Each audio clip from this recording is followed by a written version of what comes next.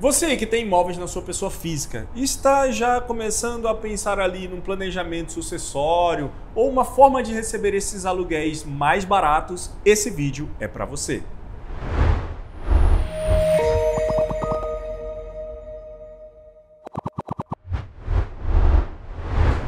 Fala galera, tudo bem? Eu sou o Gabriel. Eu sou o Bruno. E estamos aqui hoje para conversar um pouquinho sobre holding patrimonial. Esse assunto que esteve em alta aí por muito tempo e ainda está em alta, que você precisa saber se você tem imóveis, seja para aluguéis, seja para sucessório, seja para morar. É muito importante que você entenda um pouquinho sobre isso.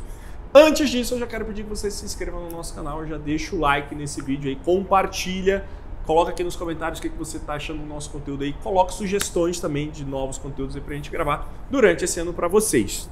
Dito isso, Brunão, vamos falar um pouquinho sobre holding, né? Inclusive, já temos um vídeo antigo, vai ficar no card aqui para quem quiser ver, mas esse vídeo aqui é mais uma atualização também. E lembrando que são 5 dicas que nós vamos trazer hoje aqui e no final, uma dica bônus. Uma dica bônus para você aí que quer economizar. Então, faz muito sentido. Então, Brunão, vamos lá. Antes da gente começar as 5 dicas, faz um breve resumo para a galera aí do que é uma holding patrimonial. Uma holding é uma empresa que tem como objetivo aluguel, né, de imóveis próprios. Você pode obter uma holding também para ter participações em empresas, investimento, né? Investimento. Mas o que pegou mesmo foi a holding patrimonial, que nada mais é do que uma sociedade. Sim. Onde se adquire imóveis, coloca esses imóveis dentro do patrimônio. Imóveis, automóveis. Né? E tal. E ali, a partir daquele momento ali, você consegue, você passa a ter receitas derivadas dessa sociedade, não mais da pessoa física. Ou um planejamento sucessório também, né? Que funciona muito utilizado bem. também como planejamento sucessório. Então, beleza, Bruno. Pra gente começar, qual a dica número 1 aí para o camarada que tá pensando em abrir uma holding aí? A dica 1 é a principal, questão tributária, né? Para recebimento dos aluguéis, essa é a principal razão para se abrir uma holding. Tem outros motivos, por exemplo, sucessão, que você falou e tal, tem que ter cuidado sobre isso. Sim. A gente vai falar já, mas a principal razão, e é que faz uma holding da ROI, é realmente reduzir essa carga tributária de aluguel. Você, na pessoa física, você pagaria 27,5% de imposto, com uma holding, a tributação cai para 11,33%, né, dependendo do valor, 11,33%, uma queda considerável. Né? Então, cara, uma economia considerável aí, né? Mais ou menos 16% de economia tributária. Fora que, se você recebe na pessoa física e você não faz autodeclaração ou carnê-leão ali, você ainda corre um risco de multa e vários outros encargos bem chatinhos aí. E fazer o carnê-leão pode ser fácil para algumas pessoas, mas para outras nem tanto. Então, às vezes, você ter uma holding e deixar isso na mão do contador facilita muito mais a sua vida, né? Isso. Qual que seria a dica número 2 aí pra galera? Sucessão, né? Que nem você mencionou, mas aqui tem que ter muito cuidado. A questão da sucessão, ela sei lá, nos últimos 10 anos a gente viu muito. Cresceu muito. Cresceu muito. Então, o cara abriu uma holding, transferiu os imóveis pra holding, pagava o ITBI ali dos imóveis, beleza, tranquilo. Pegava os herdeiros, jogava dentro da holding. Colocava mulher, os filhos. Exato. Aí depois, em vida, transferia as cotas da parte dele da holding, que é as ações, para os herdeiros, saía da sociedade e aí esses herdeiros passariam a ter acesso, né, poder sobre esses imóveis através dessa sociedade e não se pagaria ali os custos de sucessão e tudo, né? Fantástico, show de bola, sensacional, mas obviamente que o governo não vai deixar isso barato. Então, o que a gente observou, Gabriel? Muitos processos judiciais, né, iniciados pelo Estado, né? O principal deles, São Paulo, município de São Paulo, né? Se você pesquisar na internet, você vai ver vários casos onde a prefeitura alega fraude e ela é bem fundamentada nisso. Sim. Né? Ela é bem fundamentada nisso porque quando você transfere essas cotas para um terceiro ali, tem que evidenciar ali, né, um ganho de capital e tal, né? Uma doação, né? Aí entraria o ITCMD, né? Uma doação, a partir do momento que você traz esses imóveis, no momento da transação, você tem que ver ali se teve alguma valorização, né? Porque você está transferindo ações da empresa, então ações, a tributação é pelo ganho de capital, né? Então, muitas vezes, eles não eram destacados, isso nesse processo, então não se pagava ganho de capital, então, obviamente, que o Estado não vai permitir uma situação como essa. E quando a gente analisa os processos, Gabriel, a gente vê que a prefeitura é bem fundamentada, então tem que ter muito cuidado, tem que estar dentro de uma realidade, tem que ter um bom senso para fazer um tipo de operação como essa.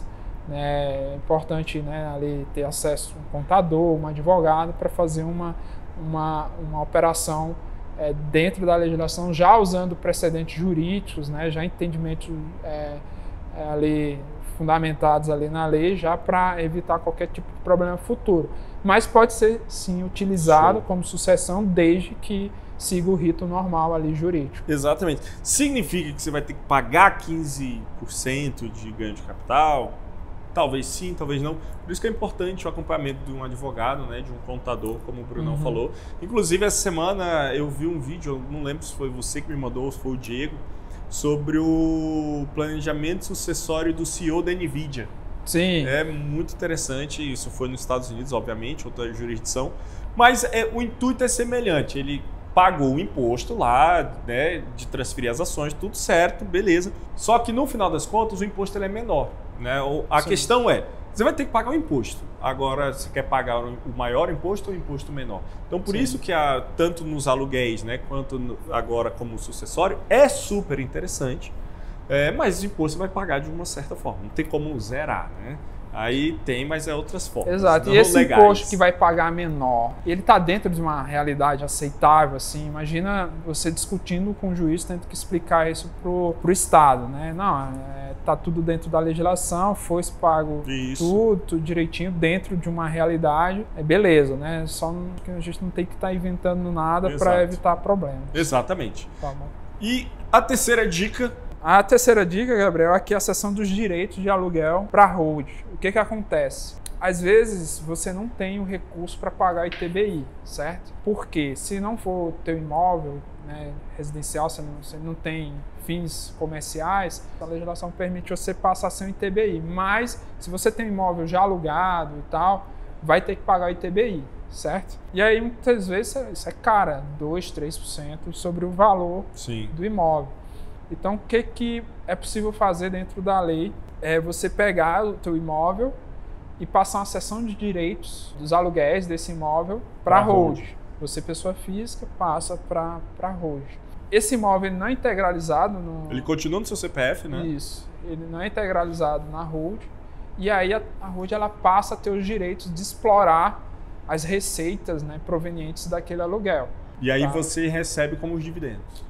Exatamente. Uma parte prolabora, uma parte de dividendos. Exatamente. E tem que ter cuidado para elaborar uma operação como essa, porque obviamente tem que ter alguns cuidados ali, né? Porque óbvio, Receita não, a Fisco não vai deixar nó e ponto, não é simplesmente fazer o instrumento é o contrato comodato, né? Você pode fazer isso, mas tem que ter cuidados ali da forma que ele é elaborado.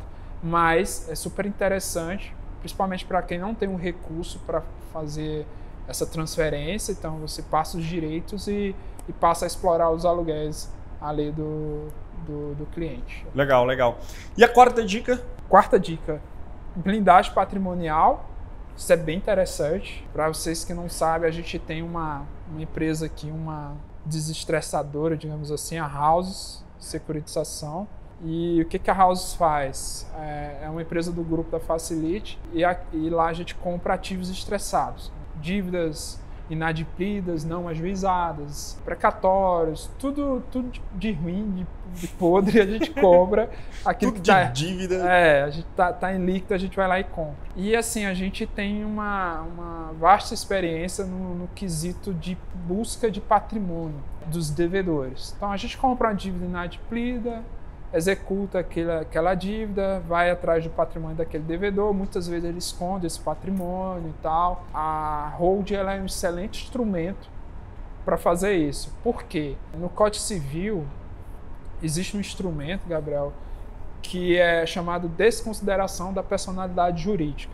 Então, por exemplo, se você é empresário e você tem uma empresa ali que tem vários empregados, sofre um processo trabalhista, certo? Se você não consegue arcar com aquele processo trabalhista através desse instrumento da desconsideração da personalidade jurídica, aquela dívida ela pode chegar ao teu patrimônio, mesmo que sua empresa seja uma limitada. Sim. Né? Mesmo que ela seja uma limitada. Tanto uma dívida trabalhista como uma dívida de consumidor, direito de consumidor também. E aí, o que acontece? Esse credor, né, ele passa a ser um credor, o exequente, ele passa, através desse instrumento, até acesso ao teu patrimônio. E aí, quando você tem uma holding patrimonial, você dificulta, né? Tem a desconsideração inversa da personalidade jurídica, que é para poder chegar na holding, né?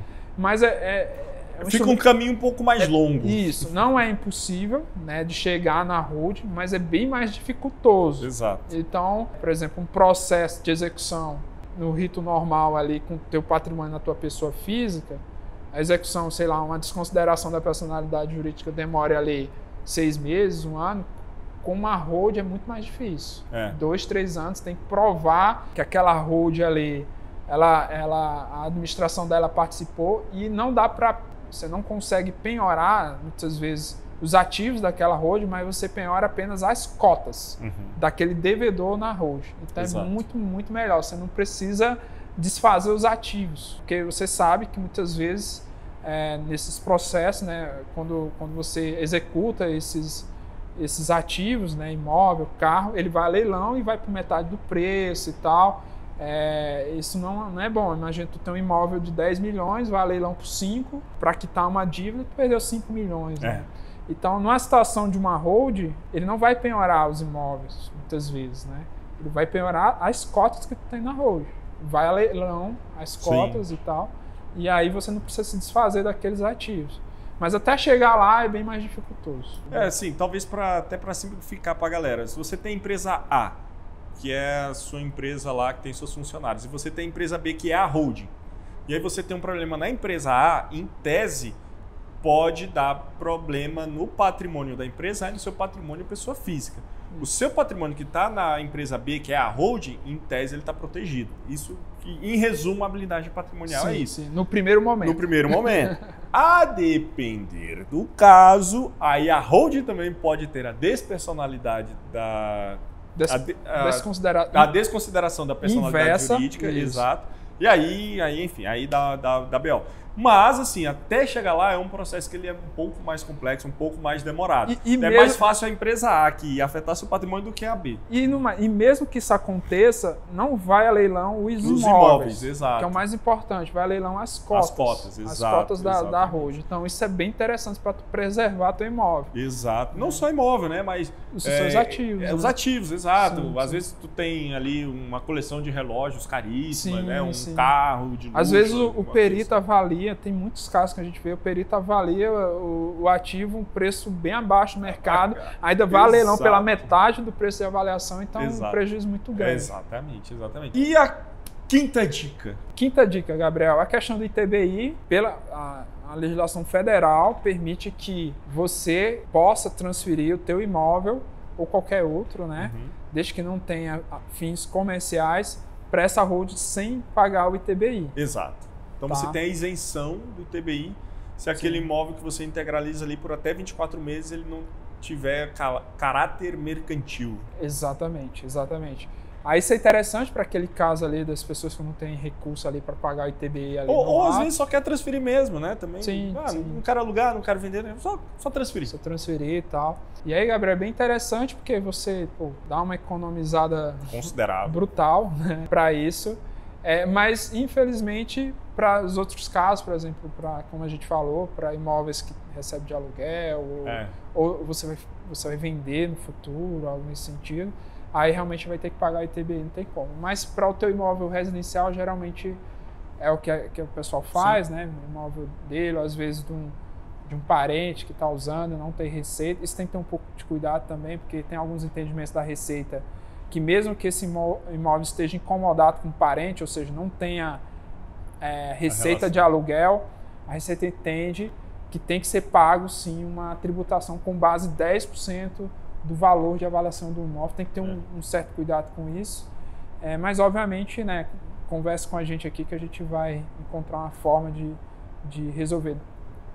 Fundamentada na lei, obviamente. Sim. Para resolver. Mas é uma dica interessante. Né? Às vezes, pô, não vou abrir uma road porque eu não tenho dinheiro para pagar ITBI agora, pô, mas dá para iniciar, por exemplo, com os seus imóveis que você mora e fazendo ali, por enquanto, um contrato de comodato dos ativos que tu tem já alugados para a RUT ficar administrando. É uma boa estratégia. Exato. Já dá uma reduzida considerável no imposto. E aí, quando você tiver caixa, você faz essa transferência. Exato. Ou é aquele caso, pô, a casa que eu estou agora aqui, vou integralizar ela, não pretendo alugar, né? Em tese, ela tem que ficar no mínimo 2 anos ali sem caráter mercantil, então, beleza, vai ficando aqui. Depois, agora eu vou para um novo apartamento, já deu os 2 anos, agora eu posso alugar e não pago ITBI, né? Uhum. Então, por isso que é interessante. Aí vem a dica bônus. A dica bônus, que é os custos contábeis disso, né? Uhum. E aí onde eu falo que é interessante você ter um acompanhamento de um contador, de um advogado, que vai te ajudar a redigir o contrato, o contador que vai te ajudar a fazer o planejamento tributário disso aí. É melhor receber o aluguel na holding? É melhor fazer o comodato? Uhum. É melhor fazer uma blindagem patrimonial? É melhor fazer um planejamento sucessório? É melhor eu transferir o meu imóvel lá só para transferir mesmo e daqui 2 anos eu penso de fato em vender ou alugar? Então, assim, tem que sentar com um profissional, né, um contador, um advogado para entender tudo isso. E aí, para isso, vem a Facilite aqui, onde nós vamos te ajudar a chegar nesse objetivo. Vamos facilitar isso para você. Né? E aí vem os custos, né, que aqui no escritório é a partir de R$ 399,90 por mês.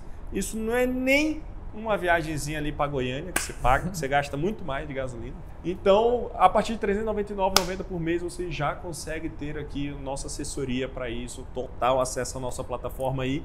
E você pode agendar uma consultoria gratuita. Antes disso, comigo, com o Brunão, só marcar aqui, tem um link aqui na descrição, você pode marcar uma consultoriazinha, a gente bate esse papo, entende ali qual é a melhor situação, né, Brunão? A gente tem um contrato padrão aqui de abertura, de hold patrimonial. Óbvio, né, fica a seu critério, se quiser fazer um contrato mais elaborado, mais personalizado, a gente indica, né, a busca de um profissional, um advogado para poder fazer esse processo. O contrato que a gente tem aqui é padrão, então já tem vários dispositivos ali nesse contrato. Já tem vários gatilhos. Que ali já resolve, sei lá, 80% dos casos. Mas, óbvio, fica a seu critério, né, contratar um profissional e aí ele elabora esse contrato, traz pra gente, a gente registra e passa a cuidar dessa hold a partir de então. Show! Algo mais? Não, é isso aí. É isso aí, então você que já tem a holding, ainda está em dúvida aí, ou você que está pensando em abrir, você que está querendo comprar um imóvel e não sabe se compra já na pessoa física ou se abre uma holding já para comprar na holding, também é interessante, hein? Conversa com a gente aqui, marca uma consultoria, vai ser um prazer te atender. Nós trouxemos 5 dicas, mas existem muitos mais benefícios da holding. Então, se você quer saber outros benefícios, outras dicas sobre holding patrimonial também, deixa aqui nos comentários que nós podemos fazer a parte 2 desse vídeo para você conhecer um pouco mais sobre isso aí também, tá bom? Um forte abraço e até a próxima. Falou!